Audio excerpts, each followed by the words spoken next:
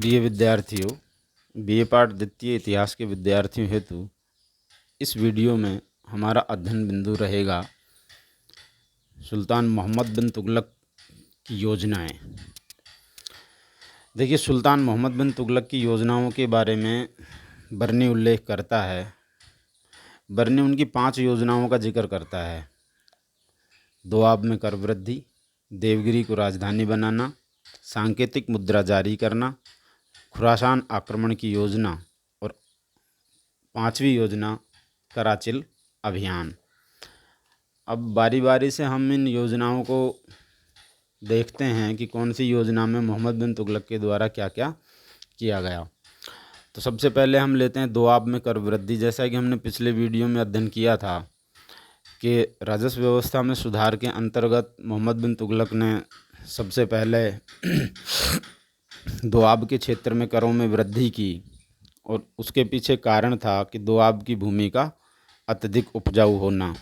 लेकिन जिस वर्ष मोहम्मद बिन तुगलक के द्वारा दोआब क्षेत्र में करों में वृद्धि की गई, उसी वर्ष वहाँ भयंकर अकाल पड़ गया और वहाँ करों की उगाही करना मुश्किल हो गया। इस वजह से इस योजना को वापस लेना पड़ा और यह योजना असफल हो गई। दूसरी उसकी योजना थी दीवाने कोही की स्थापना। यह एक कृषि विभाग था। इसके पीछे सुल्तान मोहम्मद बिन तुगलक का जो विचार था या उसकी जो योजना थी वो ये थी कि सरकारी खर्च से और सरकार की देख रेख में कृषि भूमि का विस्तार करना और उत्पादन में वृद्धि करना। इस हेतु उन्होंने दिल्ली के आसपास का 60 वर्ग मील क्षेत्र चुना जो बंजर पड़ा हुआ था। इसमें सरकारी सहायता से सरकारी देखरेख में कृषि भूमि का विस्तार करने का प्रयास किया गया, लेकिन सुल्तान के द्वारा व्यक्तिगत रूप से ध्यान न देने और उनके द्वारा जो अधिकारी नियुक्त किए गए थे और साथ ही किसानों के द्वारा भी सुल्तान को सहयोग न देने के कारण यह योजना भी उसकी असफल सिद्ध हुई। अगली योजना थी जो बहुत चर्चित रही मोहम्मद बिन तुगलक की, वो थी राजधानी में परिवर्तन करना। ये 1326-27 ईस्वी में की घटना है। मोहम्मद बिन तुगलक की सबसे महत्वपूर्ण योजना मानी जाती है ये। उसने 1326-27 में राजधानी को दिल्ली से देवगिरी स्थानांतरित किया। देवगिरी का नाम बदल के दौलताबाद रखा गया था और इसके पीछे जो मुख्य कारण था वो एक कारण तो ये था कि देवगिरी जो का सामरिक जो महत्व था, क्योंकि वो साम्राज्य के मध्य में स्थित थी। दूसरा, विस्तृत राज्य के केंद्र में स्थित होने, मंगोलों के आक्रमणों से सुरक्षा और दक्षिण भारत के साधनों का उपयोग करने के साथ ही देवगिरी को अपनी राजधानी बनाने के पीछे सुल्तान का मुख्य उद्देश्य बरनी के अनुसार यह था कि वह दक्षिण भारत के उपद्रवी राज्यों पर अपना पूर्ण नियंत्रण स्थापित करना चाहता था। तो ये कुछ कारण हो गए जिन्हें हमें बिल्कुल ध्यान में रखना है कि देवगिरी को ही उसने राजधानी क्यों चुना। क्योंकि उस समय एक तो मंगोलों के आक्रमण हो रहे थे, तो दिल्ली उत्तरी पश्चिमी सीमांत के नज़दीक पड़ता था, जबकि देवगिरी दक्षिण भारत में या भारतीय उपमहाद्वीप के लगभग मध्य में पड़ता था, तो वहाँ मंगोल आक्रमण का खतरा कम था। दक्षिण के जो उपद्रवी राज्य थे उन पर भी वहाँ से आसानी से नियंत्रण रखा जा सकता था, ऐसी सुल्तान की सोच थी। और साथ ही दक्षिण भारत के संसाधनों का उपयोग करना भी वह चाहता था। किंतु सुल्तान द्वारा इस योजना को उचित ढंग से क्रियान्वित नहीं किए जाने के कारण अंततः उसकी जो राजधानी परिवर्तन की योजना थी वो असफल हो गई। इससे न केवल जनता में सुल्तान की बदनामी हुई, बल्कि इससे राज्य को काफ़ी आर्थिक नुकसान भी उठाना पड़ा। अगली योजना थी सुल्तान मोहम्मद बिन तुगलक की सांकेतिक मुद्रा की योजना। मोहम्मद बिन तुगलक की यह भी एक मुख्य योजना थी। इसके द्वारा चांदी के स्थान पर जो तांबे के टंके ढलवाए गए और उनका मूल्य भी चांदी के टंके के बराबर निर्धारित किया गया, उसे ही सांकेतिक मुद्रा की योजना के नाम से जाना जाता है। बर्नी लिखता है कि संभवतः राजकोष की रिक्तता के कारण वह अपनी साम्राज्य विस्तार की योजना को सफल बनाने हेतु सुल्तान ने सांकेतिक मुद्रा का प्रचलन कराया था। यहाँ एक अन्य इतिहासकार का भी उल्लेख करना ज़रूरी है, नेल्सन राइट।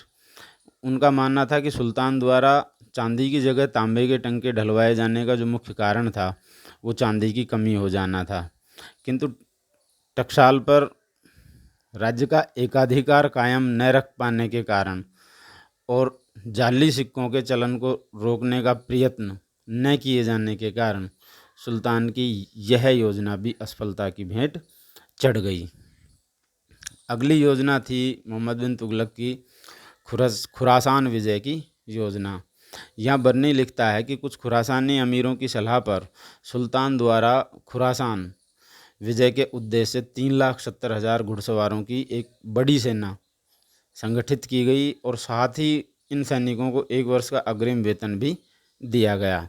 ये जो खुरासान जगह है ये वर्तमान में ईरान में स्थित है, किंतु बाद में सुल्तान ने खुरासान पर आक्रमण करने की योजना को रद्द कर दिया और इस कार्य के लिए गठित सेना को भी भंग कर दिया। इस योजना को रद्द करने के पीछे जो मुख्य कारण ये बताए गए हैं, जैसे एक तो अत्यधिक आर्थिक बोझ पड़ना, खुरासान और भारत के बीच स्थित बर्फ़ के विशाल पर्वतों को पार करने में कठिनाई और इन प्रदेशों की जो जनता थी उसका शत्रुतापूर्ण व्यवहार होना। इसके अतिरिक्त ईरान के जो शासक थे उस समय अबू सईद, जो वहाँ पर विद्रोह का दमन करने में भी सफल हो जाता है, क्योंकि वहाँ विद्रोह के हो रहा था उसी समय मोहम्मद बिन तुगलक के द्वारा ये योजना बनाई गई थी। लेकिन जब योजना को क्रियान्वित करने का समय आया उस समय तक खुरासान में चल रहे विद्रोह को ईरान के शासक अबू सईद के द्वारा शांत कर दिया गया था। इस वजह से भी मोहम्मद बिन तुगलक को अपनी योजना को वापस लेना पड़ा और यह योजना भी असफल साबित हुई। मोहम्मद बिन तुगलक की जो अंतिम योजना थी जो असफल रही वो थी कराचिल या कराजल विजय की योजना। इसका उल्लेख इब्न बतूता के द्वारा किया गया है। इब्न बतूता मोहम्मद बिन तुगलक के चीनी सम्राट की हिमालय की तलहटी में स्थित हिंदू राज्य में बढ़ती हुई रुचि व उत्तर की तरफ से अपनी सीमाओं को सुरक्षित करने के उद्देश्य से उसने हिमालय की तलहटी में स्थित कराचिल के हिंदू राज्य को जीतने के लिए खुसरो मलिक के नेतृत्व में एक सैनिक अभियान भेजा। ये उल्लेख इब्न बतूता के द्वारा किया गया है। यहाँ यद्यपि सुल्तान की ये जो योजना थी ये सफल रही, क्योंकि कराचिल के शासक ने सुल्तान की अधीनता स्वीकार कर ली और उसको वार्षिक कर भेजना भी स्वीकार कर लिया, किंतु सुल्तान के द्वारा इस अभियान के लिए जो सेना भेजी गई थी वो सारी सेना खुसरो मलिक की गलतियों के कारण नष्ट हो गई। इस प्रकार से हमने आज के अध्ययन में देखा कि सुल्तान मोहम्मद बिन तुगलक की जितनी भी योजनाएं थी, यद्यपि उनमें से कुछ योजनाएं बहुत अच्छी थी, कुछ समय से आगे थी, लेकिन किसी न किसी कारणवश, चाहे वो सुल्तान की जल्दबाजी रही हो या सुल्तान के द्वारा व्यक्तिगत रूप से ध्यान नहीं दिया गया हो या अधिकारियों और अन्य लोगों का सहयोग नहीं मिला हो, कुल मिला के मोहम्मद बिन तुगलक के द्वारा जो नवीन योजनाएं बनाई गई वो सारी ही योजनाएं असफल साबित हुई। धन्यवाद।